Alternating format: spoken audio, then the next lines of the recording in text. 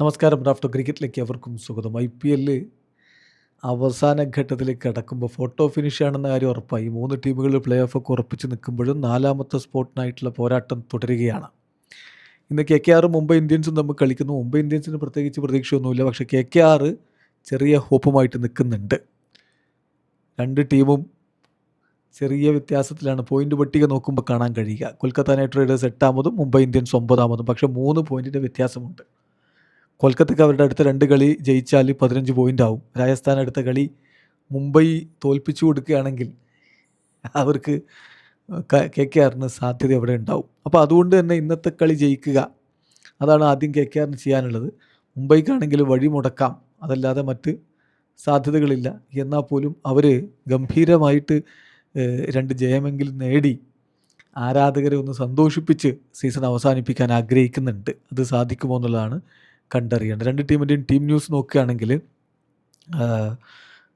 നമുക്കറിയാം, മദീഷ പതിരാന കുറേ കാലത്തിന് ശേഷം കളിക്കാൻ വന്നതാണ്. പക്ഷേ ഓവറുകൾ കംപ്ലീറ്റ് ചെയ്യാൻ പറ്റാതെ വെറും 8 പന്ത് മാത്രം എറിഞ്ഞ് പരിക്ക് പറ്റി പുറത്തു പോയതാണ്.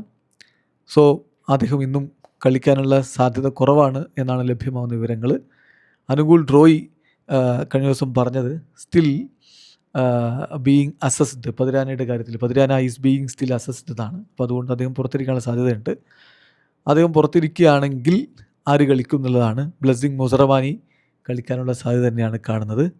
സോ KKRന് വേണ്ടി ഈ സീസണിലെ 2ാമത്തെ മത്സരത്തിന് ശേഷം ഒറ്റ മത്സരവും മുസറബാനി കളിച്ചിട്ടില്ല. നിങ്ങൾക്ക് ഓർമ്മയുണ്ട, മുസ്തഫീസുറിന് പകരം മുസറബാനിയെ ടീമിലേക്ക് എടുക്കുമ്പോൾ നമ്മളന്ന് വീഡിയോ ചെയ്തിരുന്നു.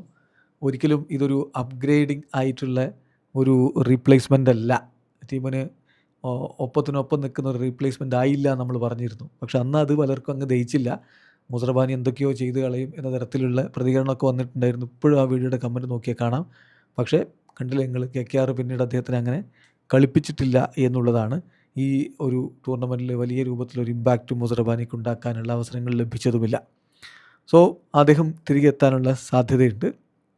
KKRൻ്റെ ഒരു പ്രോബബിൾ 12ലേക്ക് പോയാൽ Ajinkya Rahane, ഫിനാലൻ, Angkrish Raghuvanshi, Cameron green, Manish Pandey, Rinku Singh, Sunil Narain, Anukul Roy, Varun Chakravarthy, Saurabh Dube, then Karthik ത്യാഗി, ബ്ലെസ്സിങ് മുസറബാനി. MIയുടെ കാര്യത്തിലാണെങ്കിൽ ഹാർദിക് MIയുടെ കഴിഞ്ഞ 3 മത്സരങ്ങൾ പുറം വേദന കാരണം കളിച്ചിട്ടുണ്ടായിരുന്നില്ല. സൂര്യകുമാർ ആണെങ്കിൽ കഴിഞ്ഞ കളി പേഴ്സണൽ റീസൺ കാരണം കളിച്ചിട്ടുണ്ടായിരുന്നില്ല. അവർ രണ്ടുപേരും ഈ ഒരു മത്സരത്തിന് അവൈലബിൾ ആണ്. രണ്ടുപേരും കളിക്കും എന്നാണ് പ്രതീക്ഷിക്കുന്ന വിവരങ്ങൾ നമുക്ക് ലഭിക്കുന്നത്. ദെൻ അല്ല ഗസൻഫർ MIയുടെ സെക്കൻഡ് സ്പിൻ ഓപ്ഷനായിട്ട് തുടരും എന്നാണ് പ്രതീക്ഷിക്കുന്നത്. രാജ് പവ കഴിഞ്ഞ കളിയിൽ കണ്ടിരുന്നല്ലോ, ഹാർദിക്കിൻ്റെ ഒരു ആബ്സെൻസിൽ കളിച്ചിട്ടുണ്ടായിരുന്നു. സോ അദ്ദേഹം ഇനി ഈ സീസൺ കളിക്കില്ല. അദ്ദേഹം റൂൾഡ് ഔട്ടാണ് for the rest of the season. ഇനി 2 കളിയേ ഉള്ളൂ, പ്രത്യേകിച്ച് കാര്യമൊന്നുമില്ലാത്ത 2 കളികൾ.